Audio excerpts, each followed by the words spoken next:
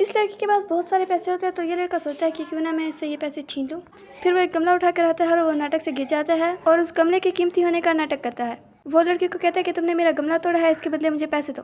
लड़की मना करती है कि मैं नहीं तोड़ा, तो उससे खींच के चला जाता है। लेकिन गाइस जब वो जाने लगता है तो एक आदमी आ जाता है उसके सामने। वो उसे कहता है कि ये पैसे मुझे दो, मुझे पता है कि तुमने ये गमला सड़क से उठाया है। जब मैं सड़क पे बैठा था तो मैंने तुम्हें ये गमला उठाते हुए देख लिया और तुम्हारे प्लान को समझ गया, इसलिए आप यहाँ से दफा हो जाओ। वो उस लड़की के पास जाता है और उसे उसके सारे पैसे वापस कर देता है। गाइस इस लड़की के लिए लाइक कर दें।